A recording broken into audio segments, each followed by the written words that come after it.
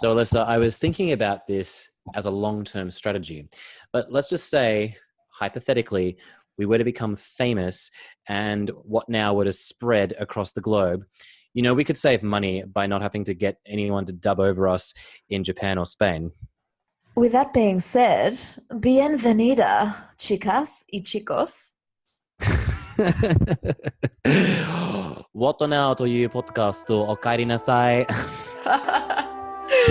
Oh, me encanta. Perfect.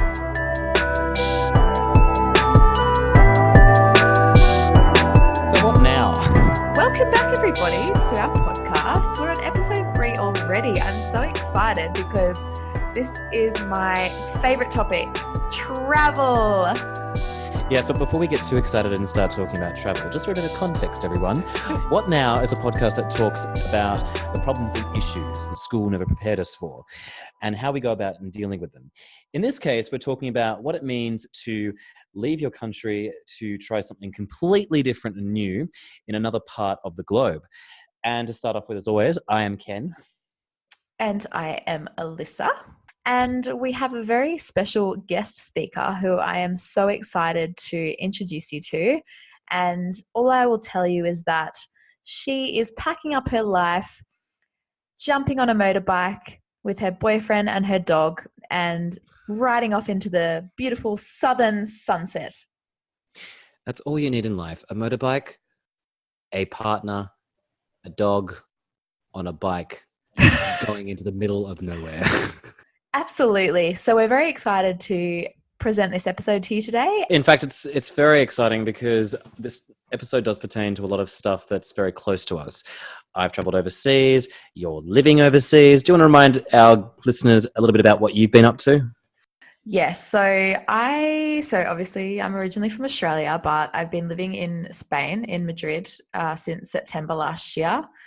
And I have definitely many things to share on what I've been currently experiencing, what I've learnt, so many tips and tricks, and really just growing independence and growing yourself as a person. I'm really excited to touch on more about that. I am too. My experience is that I lived in Japan for a year from 2012 to 2013 when the Mayan calendar said that we'd all die, and I'm still here. So I guess that's proof that miracles do happen. But the experience itself was amazing, and it was one of those things where both of us have gone to countries that were completely different from where we're from. You have to embrace a new language. You have to overcome language barriers.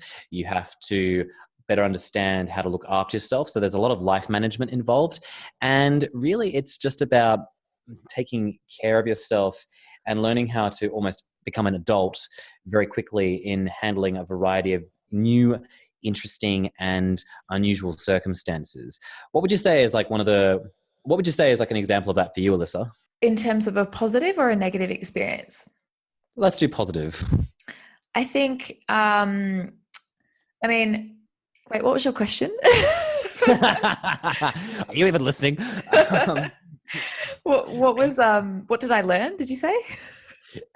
I think one of the biggest things was the language barrier to begin with, because I did study Spanish at university, and I did actually study in the south of Spain over 4 years ago on a short-term study tour. So I did have like basic Spanish after 4 years when I first arrived. However, I thought that meant that, oh yeah, I can be conversational and I'll be fine, I'll get by. However, in Madrid's quite different to a lot of the rest of Spain. There's not a lot of people actually speak English here. So when I did first arrive, it was actually quite a bit of a struggle because I just had no idea what anyone was saying. I could not understand anything.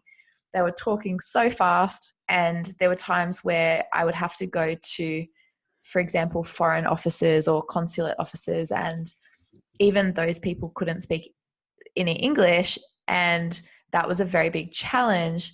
However, since then, my priority over here was to really become a local, really become a Madrileña over here in Madrid, which meant making Spanish friends. So all my friends over here are Spanish, and that's really actually how I've learnt Spanish. I did do a couple of classes when I first arrived, but I didn't really actually like them because there was too many.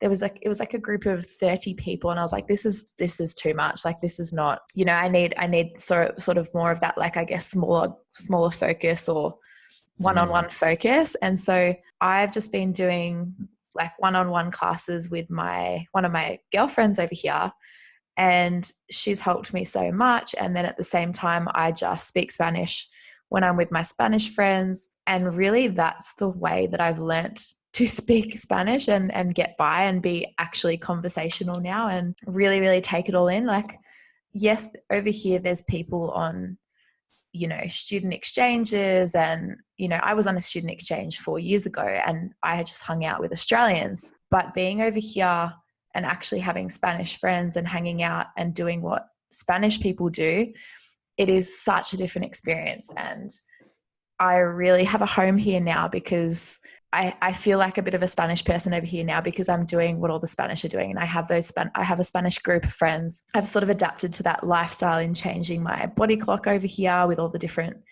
different eating styles, like late lunches and late dinners. And I've always had a bit of like Spanish in me or Latino in me, in the sense that I love going salsa dancing as well. But really, it's fully adapting and assimilating to your culture. It's not going to Spain and hanging out with Australians. God, no. It's, from my experience, it's pretty similar too. In order to embrace a new country and to really get the most out of it, if language is at the very least your goal, you need to fully assimilate yourself into it. I worked for a interesting bar, a nightclub in Kyoto, where the sheer volume of customers meant that I had to use Japanese all the time. And even though it was an international bar, 90% of our clientele were Japanese. And it was phenomenal because I met the most colorful range of people in that environment. And most of them came from a wide variety of different backgrounds. You had students, gangsters, the whole lot. And it was a really great way of immersing myself as well as learning language and coming away with an accent from the experience too, not in the traditional sense. In Kyoto, in that particular region, they have like a very specific regional dialect, and being able to sort of take that and almost have a signature to my accent was a nice touch, because I felt like I'd become even more of a local than I would have if I'd just studied at university. So 100%. it was a unique experience. So yeah, this is basically what you get from travel. Just go out there, embrace it, learn something new, and do it while you're young so you can enjoy yourself. Absolutely. Travel while you can, while you still have your health, while you're young and you can do it. So all I say is go, just do it. Stop waiting. And before we introduce our guest speaker, do you want to just tell us a little bit about who Carter is? Absolutely. So Carter is my beautiful cousin. She is originally from Hungary and she's been living in Spain for the last 7 years. So she's done quite a lot of soul searching and traveling and adventuring, probably for the last 10 years. She is turning 37 tomorrow, actually. It's her birthday.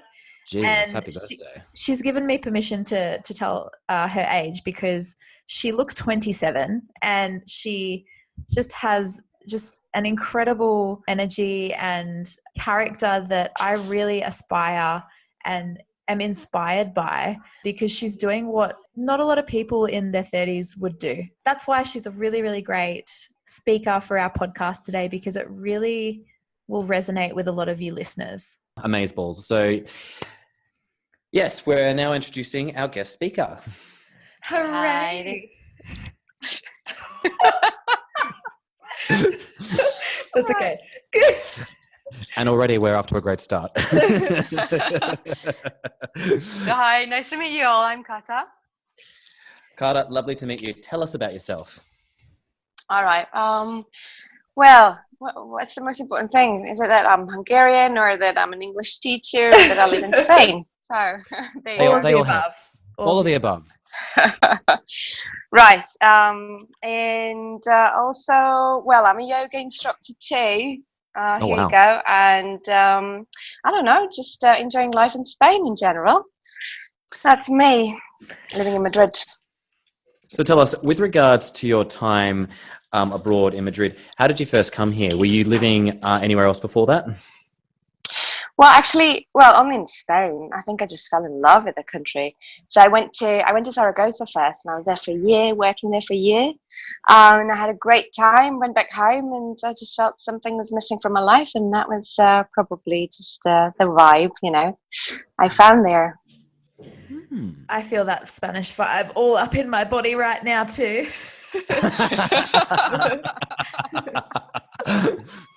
I'm still yearning for a bit of that oversays experience again, but we're not here to talk about me. We're here to talk about Carter. So, Carter, tell us about where are you going to go traveling?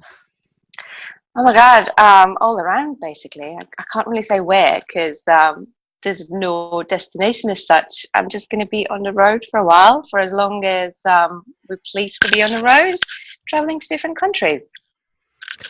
Do you have some countries that you have got an idea as to where you'll be going? All right.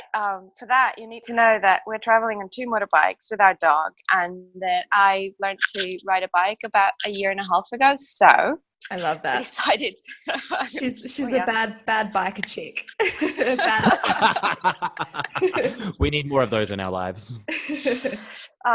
They're not the imagery, please. No, I don't identify with that. I identify with a terrible helmet hair biker type. That's me. Anyway, so I need to learn how to properly ride my bike. So we stick to Europe for the moment, and that's going to be the first leg of our trip. And so, Carter, before we get into your travel plans, what made you decide to want to just go? Right. You know how we always, like, all of us just want to travel all the time, looking forward to holidays? Yeah. Right. I just felt it Eternally. was really sad that we live for our holidays. You have your work life, and then you're planning your holidays all those months working. And I thought that's just, terrible. We should just go for it and live our best lives. So that's how we decided to do it. Obviously, there were like other stuff going on, and which made me realize that probably now is the time, because I have no attachments, I'm free and happy, and I just found a person who would like to do the same thing. Did you find that with the person that you're with right now too, they also shared a similar drive to just get out and just go for a wild adventure? Yeah, well, I'm kind of content. I'm content with my life. I'm very happy with whatever I'm doing. But I felt that he actually had like a stronger drive. He always wanted to go, but kind of settled into a routine. So there were some changes that kind of made me decide to quit my job. And then I told him that we were from then on, we were just like preparing for this trip and going on a round the world trip, basically. So yeah, he always wanted to do it, could never get around to, and then this is it. We just decided to do it now. I don't know. I love how spontaneous this is. Quite a bit. Well, if you want to know, like, really what made me decide was that my father passed away a year ago, and he always wanted to travel and could kind of never get round to it. And I thought, that's crap. Like, now he would have had the time to go, and obviously things happened otherwise. And I thought, I don't want to get into the situation where you just suddenly realize that you can't do whatever you dreamed about. And also, because of that, I had to literally, I came to kind of crossroads and had to decide whether to leave my job or not. So it was kind of an easy decision, to be honest. Like, after that, it was just like, right, I'm doing the thing that is right for me at the moment. This is the right thing to do. What would you sort of tell people thinking about doing what you're doing and sort of packing up everything and just going? Like, what would you tell them? Oh my God, it's so liberating. I would just tell them to do it like right away, not think any longer. It's quite important just not to think about it too much, because then it gets really terrifying. So yeah, I found it just amazing. It's just so wonderful to finally not be in a routine And also, it's so great to get rid of all this stuff. I mean, I tried not to accumulate too much, but even so, you know how your wardrobe looks like after a year of living in a foreign country, or even back home. Oh my goodness. Hashtag minimalism is definitely key. I will be honest when I say that I've learned that the hard way, because I kind of accumulate stuff over time for my travels, and I just like add it around my room. And I've quickly realized to myself, this is by far the most expensive future Airbnb plan that I've ever made for myself. And it has no value in the moment whatsoever. Yeah, but, you know what? Whatever cures it is just grab a motorbike. Like, you can't really pack things on a motorbike because you've got no space. So you won't even grab things from different countries because you have nowhere to put those things. It's great. You just like travel light, take just a few clothes, and then don't buy anything in a country because you can't store it anywhere. Perfect. Yeah. And get a dog in the meantime too. All right, yeah, that's big time. The best part of our trip, honestly, that the dog is coming with us. I love that so much. So, Carter, with regards to what your plans are, it's very spontaneous, it's very liberating, but I feel that for a lot of people who are younger, they go through this phase of paralysis of analysis. They keep looking to the future thinking, oh no, like, how will I get a job? How will I be able to sustain myself? How will I be able to make this work for myself in the future? What would you say is the best advice to people who are really struggling to get their heads around this idea of just going off and doing it? Okay. So I'd say that there are loads of communities to support travelers. And actually what we're planning to do is just to do stuff like help exchange and woofing. So for us, it's not just traveling for traveling, but also learning some new skills and unlearning some stuff that we're used to. So we're going to try and connect with people in different countries and try and find work, as in helping out for food and accommodation. Mm-hmm. Or, for example, English speakers, like, go and teach English. It's just so easy. You get a certificate, and then, you can do it online. You can do it while you're traveling. There's so many options. Or just not be afraid of, like, so for our plan, which is not really a plan, it's like when we run out of money, we're going to stop and work and, accumulate enough money to get back on our bikes and just carry on traveling. Yeah. And I think when people are they're in the thinking phase of like, oh, I really want to do this, but I'm nervous, like similar to what Ken said, I don't have a job, or like, what job could I do over there?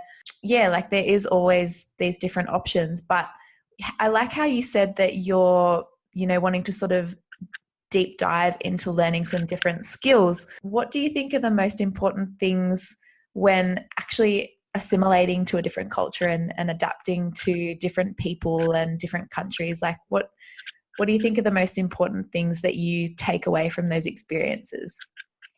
All right, that's an interesting one. I think, so for me, traveling was about understanding how people are different in different countries, and just not be offended by the difference in the cultures, you see. For example, a lot of people find the Spanish route, right? It's just, no, they're just straightforward. They're very direct. Yeah. It's going to be totally different. It's the same, for example, for Hungarians are very, very straightforward. So for most of the English speakers, no matter whether, it's the US, it's Britain or Australia, it's just too much. It's just, too full on. So basically you just go with an open mindset and just know that they're going to be different. And you adapt to that because you can't expect them to kind of know everything. I don't know, probably that. Yeah, no, I love that. I love it. And are you just going to play it all by ear? Have you booked a lot of things, or are you sort of just? Oh no, we booked nothing. Driving into the. Actually, no, we're driving into the unknown. No, I did know that. Exactly. You know what? The best thing about motorcycling, and as much as I was so scared of motorbikes, I never wanted to ride a bike, and here I am doing this. But the best thing about it is just like you can stay wherever you want to for as long as you want to, and then you can hop on your bike and just carry on with your trip. So I think it's also, for me, it's important that whenever I feel that I'm happy somewhere, or I just want to kind of get some rest and stay there for a little longer, then I can do that. And other than that, like, carry on. And if I hear about something interesting, then I can go there. So no, we really we really are not the planning kind of people. We don't plan a lot. We have kind of a name, so we want to get to the North Cape. That's it, and then come back down. But you know, we'll see whether that happens, and if it doesn't happen, well then whatever, it didn't happen, and then we, you know, experience other things. We are definitely related. Oh yeah. Yeah. I'm not half as, you know, much globetrotter as you are already, you know. You know what's really interesting is that for you guys, it's very much a spontaneous, like, let's just see whatever happens. But for me, I'm a little bit different in the sense that I usually have a few plans set in place ahead of me in terms of things that I usually want to get out of travel. Like when I went overseas to Japan years ago, I knew that I wanted to establish a good network of friends. I knew that I wanted to learn the language. I knew that I wanted to come back with skills that I didn't have before that. But at the same time, they weren't concrete. It wasn't ever like, I want to get this particular score out of my university degree. It was never, I want to accumulate X amount of money from my job when I'm in this particular role. There were no sort of traditional hard boxes that I needed to tick off. Do you feel that with your current adventure that you have a few things that you would like to achieve on your journey? You said, like, obviously the North Cape is something that's up there as a destination per se if you get there, but are there any other things that you want to get out of this trip? Oh yeah, absolutely. I mean, I've been teaching for so long, honestly, like really long time, and I just felt like these past few years that I want to change some things about it. For example, I want to work in a different way. I love teaching. I adore what I do, but I need to change, for example, the schedule. I need to think about what else I could do. So basically for me, it's just exploring options and seeing what happens on the road and who I meet, what network I can build, and how I can carry on basically with my career. And obviously I have my own targets and goals in this sense. So yeah, definitely. So for my professional life, this is kind of not a hiatus, but like a new experience that I know it will definitely help for me to kind of move on to different phase, if not level, if you know what I mean. Yes, it's a very transformative period. I was going to say, because you've been there and done that. I've been there and done that. Alyssa is transforming before our eyes. She will probably turn into Wonder Woman by the end of this entire journey. Definitely. I'm making the prequel of Transformers. And Carter, just over the past, I guess 10 years or so that you've sort of been abroad and you've been traveling to different places, have there been any really big challenges that you've had to overcome while you've been away from your original birthplace? And how did you sort of overcome those challenges? Oh, yeah. Well, I guess, of course, but it had to do more about like settling down in a country. So not really traveling. I find traveling easy. I guess you always go like, well, I'm a bit apprehensive going to a country where I've never been. For example, when we travel the Balkans, like in Hungary, Albania has really bad rap. So you get there and you're just worried about everything. And turns out all the people are absolutely lovely. Everyone is just there to help you out. Everyone wants to kind of give you money just in case you don't have the currency, give you food, whatever. So that's great. That's something. It's like probably overcoming fears, but it's just something, it's the unknown, isn't it? For me, it was more challenging. I know, unlike you, Alyssa, like settling down and finding my place in Spain, I found it really hard. But that was more kind of transitioning. My first 6 weeks were hard. Right. Yeah, your first 6 weeks were not fun. That was having a child throw a rock at your head, that's not a good time. But no, it did. Right. It did go up from there. No, mind you also had excellent advice because you moved to Madrid and not to another city where people are less open-minded. Yeah. I don't know who recommended you that. Is it someone in the conversation? Maybe. I wonder. Perhaps. No, I'm You know so what, happy though? I went to you. You're very lucky too, Alyssa, that you had the fortitude to not be like, right, fuck this, I'm going back to Australia. Oh, yeah, no, absolutely not. I think my whole dream was to live in Spain. So, you know, I wasn't going to let, you know, a little problem at the time. You mean a child? I mean, yeah, three boys. It was so funny when I remember speaking to Dad about it, and Dad was like, "What? You're not going to really let three, you know, 10-year-old boys defeat you, are you, Alyssa?" I was like, well, no, very true. So I was just very lucky to be able to get out of that situation within 48 hours. But I was definitely not going to let that, stop me from, you know, stop me from, you know, having an amazing experience. And I just knew that I had to get out of that situation as soon as possible. And I did. And yeah, everything sort of went up from there, which was, you know, I'm very fortunate for that. I don't know about you. I feel like if you've overcome that kind of a situation, everything else just seems trivial after that. Yeah, exactly. I was going to ask, are you nervous about what you're about to do? Of course I am. Oh my goodness. I mean, imagine that. Like, can you imagine that really? You quit your job, so basically you have no income, and you leave your flat and you're selling all your furniture and then donating most of your clothes to charities. And then I am building my own motorbike, which is nowhere near finished, and we're leaving in 3 weeks. So do you think I'm nervous? No. Nah, no. So yeah, I think the moment we hit the road, it's going to be fine, or at least it's going to be just challenges on the road. But for the moment, it's quite nerve-wracking, to be honest. You seem to be holding it very well together. Is it all the yoga? Oh, yeah, it definitely helps, you know. Yoga philosophy is all about non-attachment, so there you go. I'm practicing all of that, you know.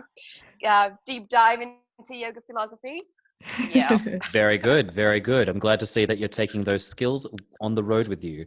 So, one other question that I wanted to ask about, and this is something that I think plagues a lot of people before they go overseas, is money. Are you at all worried about that at all? Right. No, it's, you know what? This is a funny thing, because I was so worried about money while I was working. Like, I actually had a solid job, real good salary, you know, all going for me. And I was always worried about money. And now that I quit my job, I'm not worried about money anymore. It's just really like a paradox. But being on the road, like, obviously we saved up some money. Otherwise you wouldn't be able to kind of set off and go and settle up. And then it's just that, like, you know where your limits are. You're going to be monitoring your expenses, like, you know, how much you spend a day. I think it's very important to know, to be aware, and then you'll know when you have to stop or change something to kind of earn some more money to be able to carry on. But in my case, well, it's easier because I do feel that I can work anywhere in the world, because I taught Spanish before. I'm an English teacher. I have yoga. And then I'm not worried, you know, I can work anywhere. I don't mind working in a restaurant or, you know, doing something new just to get, you know, some bucks to kind of carry on. Yeah, because in my experience with some people that I've traveled with, there is that apprehension to almost indulge or spend money on things when you're overseas because they're constantly thinking of a budget in their head. And I can understand that money budgeting is always going to be something that you have to contend with. But I feel like that's life in general. It's never going to be something that will be easy to manage at all times of your life, especially when you're traveling. But to limit your experiences because you don't have enough money when you actually have the opportunity to earn it with your skill set, I think is really giving in to yourself, which is not a good way to go forward. No, that's true. I think, all right, so imagine that, for example, you're in Turkey and then you get hot air balloon in Cappadocia and you're thinking about your budget. Like, would you go for it? Like, most probably I would, because who knows when you'll be back in Cappadocia being able to do hot air ballooning. So then I would probably just go for it, not worry, and then figure out the whole thing later. Yeah. I had a very similar experience recently where I was in New Zealand and I had the opportunity to go iceberg kayaking. And I remember thinking, at the time, this is expensive, but I've earned this money and it's worth it. So I'm like you said, I'm probably never going to get this opportunity again for a while. So go for it. Alyssa, have you had a similar experience? I was actually just going to jump in and say, I have definitely had experiences where, for example, I was in America last year, and I had a backup credit card to help me in case I ran out of money, because I'm not that amazing at budgeting at all. So in those situations, obviously that was like a lot more expensive than we had thought it would be, because we were doing like the full-on helicopter Grand Canyon tour in the desert. And for those kind of experiences, I wouldn't even hesitate to say no to that, because like you said, again, like when's the next time we could potentially be back? And if you have a credit card that's going to help you actually have that experience in the time, then, and you have all intention of paying that off, over the next few months, then I think that is like totally fine, because I genuinely think that a lot of people have negative views on credit cards. A lot of people do, but I believe that negative view of a credit card just comes from a negative mindset.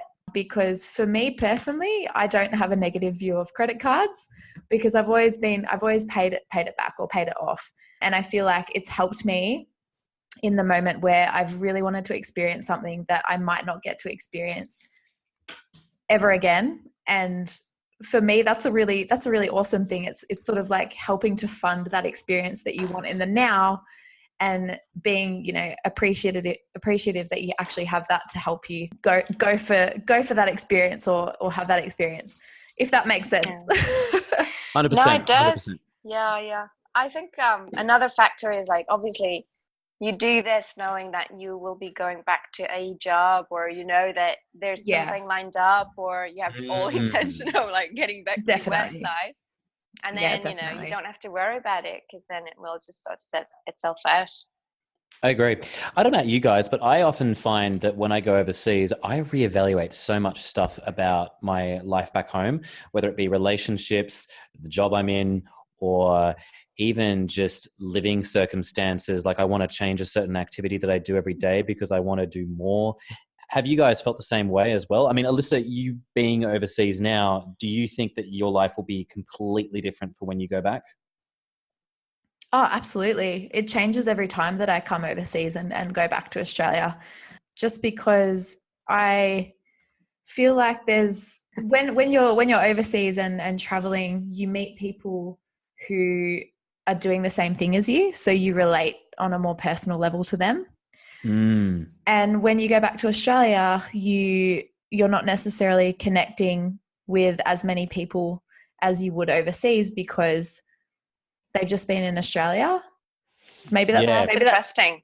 I don't know, like that. I don't say that in like a negative way, but there's things that you've obviously seen and experienced with other people over here that changes your perspective on things, or how different people are living, or how you see things in a different way.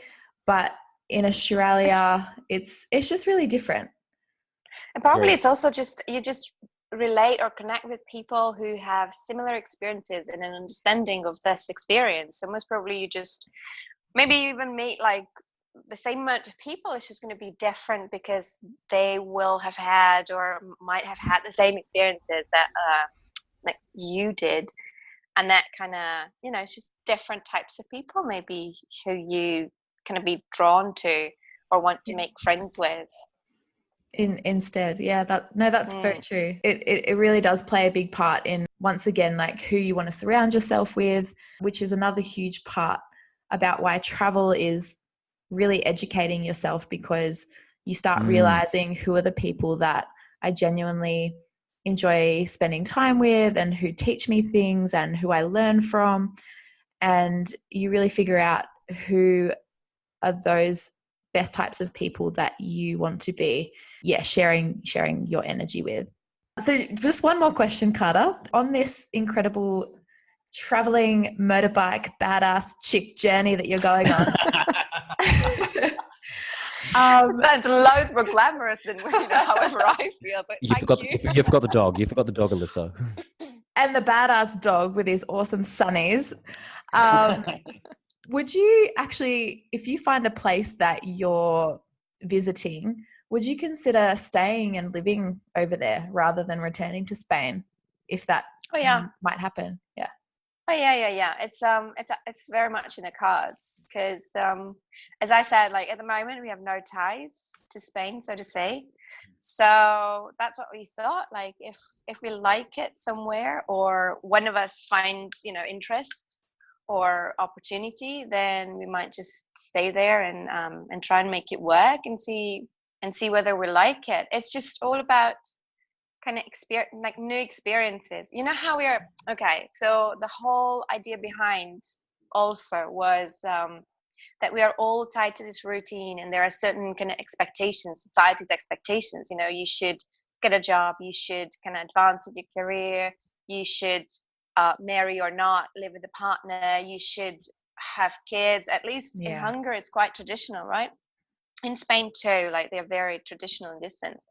And then you find yourself like working loads to be able to pay the rent and keep up the car and this and that, whatnot, and like make this whole idea of what they imagine the perfect life going.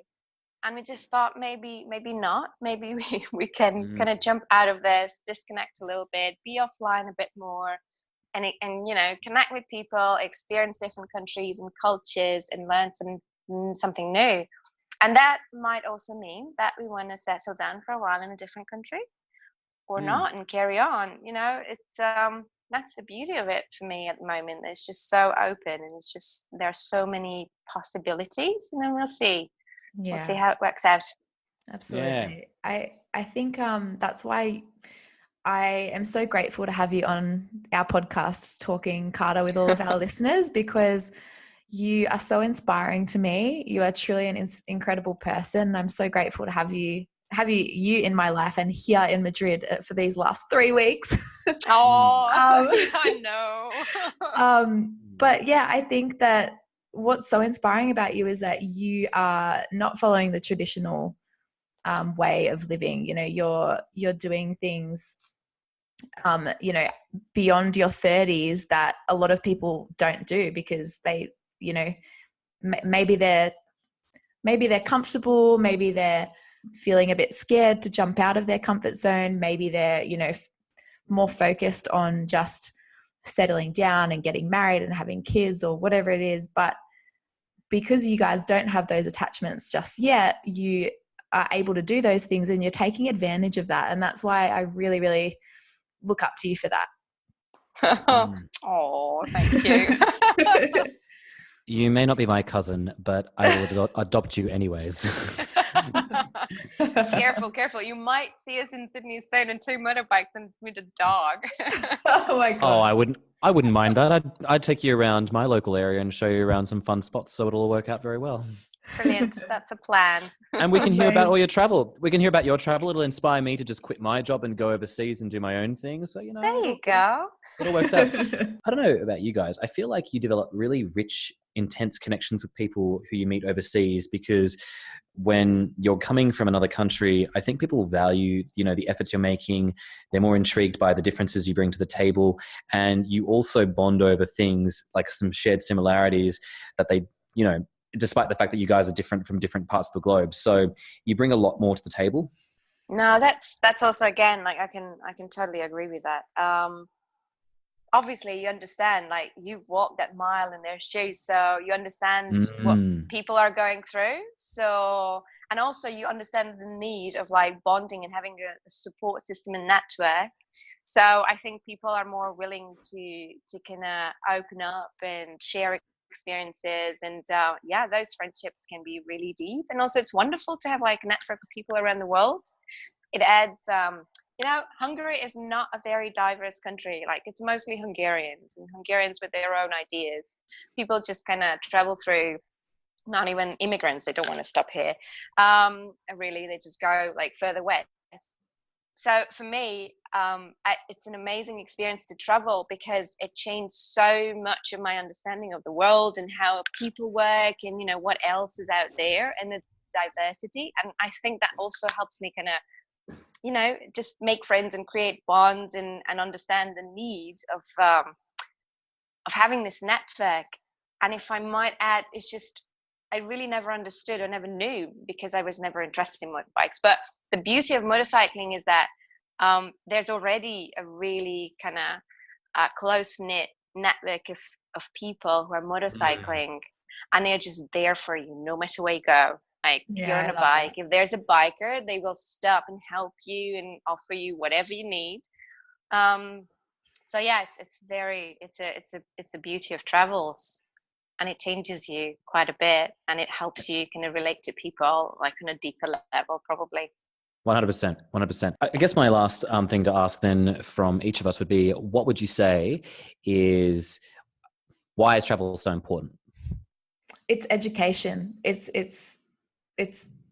education. Like, that's my biggest thing. I've learned more from my travels and from my time living overseas, from my time studying overseas, than I ever did at school and in university. From any, for me, it's education. I've learned so much, not only about the world, but also about myself and what works for me, once again, like who I want to be spending my time and energy, putting my energy into, and really just, opening your eyes up to different cultures and really appreciating the amazing world that we have. It's just an incredible world that we live in, and I'm so grateful for it. Agreed. Yeah, Agreed. I totally agree. It's just transformative, right? It's like self-transformation, and by transforming yourself, oh man, everything changes. That was going to be my answer. God damn it. I have nothing to add. No, I'm kidding. I think my only other thing is that it's always about, leaving yourself open to opportunities that are out there too. If you, instead of shortening your list of places and things to do in life, just keep opening them up, because the more doors you have open, the more it widens your perspective of the world and also the views of different people. You gain a better empathy and understanding, and it's just such a much more holistic experience. So yes, Carter, thank you very much for coming on board with us today. This was awesome. Yeah. Thank you so much, Carter. You're amazing. My one regret is I'm not on that bike. Oh, yeah. Well, if you want to, just come overseas. Join us. This is true. I'll just have to catch you around in a city spontaneously. I'm in Europe in September, so who knows? There's always an opportunity. Oh, you see, we're going to be in Germany probably around September, October, hopefully. How convenient. Ooh. I'm in Germany in September too. On a road trip of my own, but in a car.